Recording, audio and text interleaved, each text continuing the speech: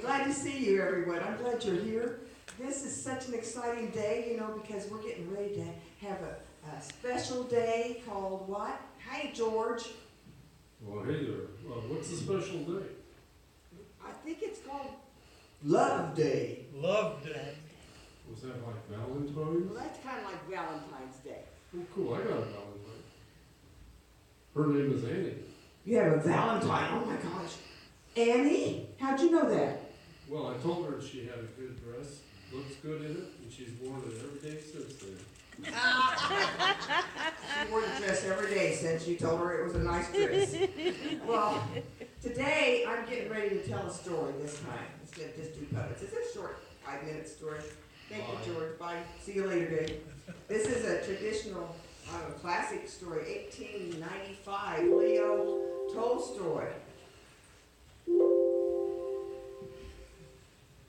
I guess that's an introduction.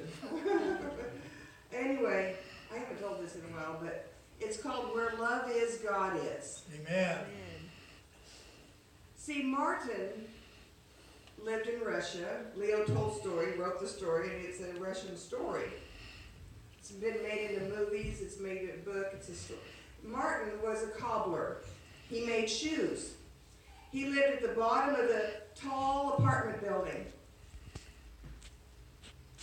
He was in the basement so he could see the windows at the top of the wall.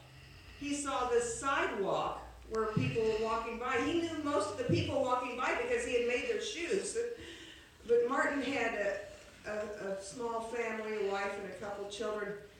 Unfortunately, there was a horrible plague that went through the town. His wife, even his children, his last boy, died. And Martin was left living in his apartment by himself, looking at the people walking by with their shoes on. He could care less anymore. He didn't care about making any more shoes or cobbling. He sat in his house day after day, and finally a man came down the steps one day and he knocked on the door and he said, "Martin, you need to come out. You need to come out and have life again. Your family would want you to have life again." But Martin said, "You know, that's not something I even have energy for." And the next week, this man came by and he'd knock on the door, and finally a holiday was coming by, and this man, he handed Martin a testament. He said, "If you could just read this, maybe on the weekend or when the holiday is here." "Thank you." He didn't want to be rude, so he took it. When the weekend came, he found himself sitting down at his table and lighting the candle, and he opened the testament. And it read, "I was hungry and you gave me food. I was weak and you gave me strength. You gave me bread. I was in prison, you visited me." And Martin stopped and he thought, have I done anything like that before? The next day, he sat down. When the evening came, he opened his testament, he turned on the candle light, and he read, "As you've done it to the least of these, you've done it unto me." Martin thought, have I done anything for anyone? He went to bed pondering and thinking upon these words, very strange words. And as he was sleeping, it was as though the heavens opened up and a voice spoke in his dream, in his sleep, and he heard, "I'm coming to see you tomorrow." And he woke up and he looked around. He thought someone must have been in his room, but no one was there. He fell back to sleep like a baby. He slept until the next morning. He woke up revived somewhat excited to think, God? Was that God talking to me, coming to see me tomorrow? This would not be, well, perhaps I'll make myself some gruel for breakfast. So he felt like eating a little bit. And he sat there eating a little, and he saw that it had snowed outside. And there was a tall, thin man shoveling the snow and getting the snow off the sidewalk. And he thought he knew those shoes. Well, he went up the steps and he said, Sir, are you hungry? It's cold out. You have a very light coat on. Perhaps you'd like to come in and have a little gruel, a little hot soup."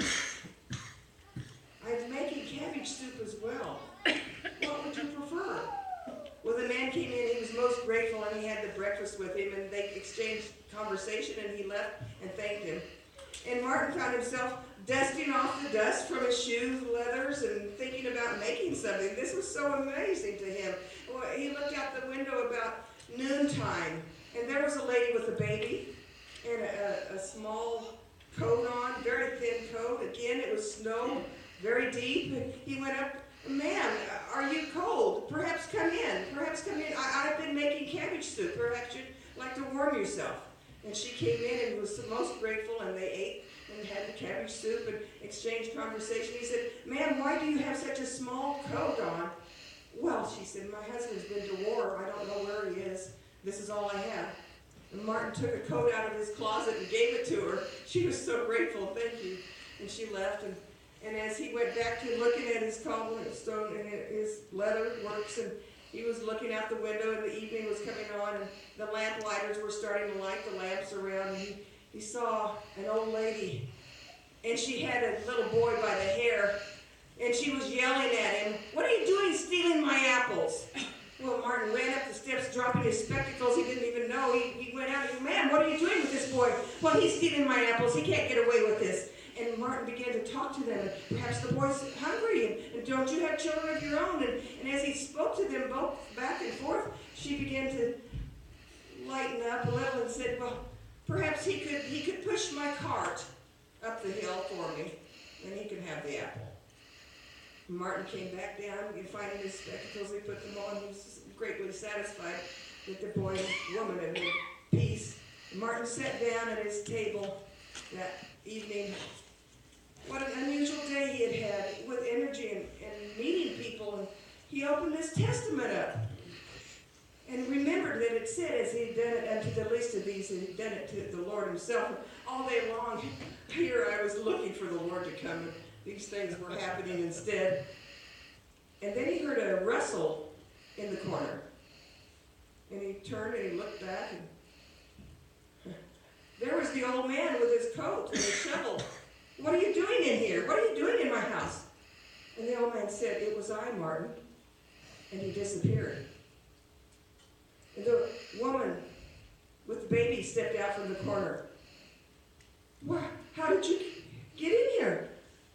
"It was I, Martin." And she disappeared. And the woman with the apple cart and the boy, they stepped out, and they said, "Martin, as you've done it to the least of us, and the least of these, you've done it unto the Lord himself." Amen. And they disappeared. Amen. And Martin knew that day that truly God had visited him. Yes. As he had given to the least of these, he had given to the Lord himself. Amen. Amen.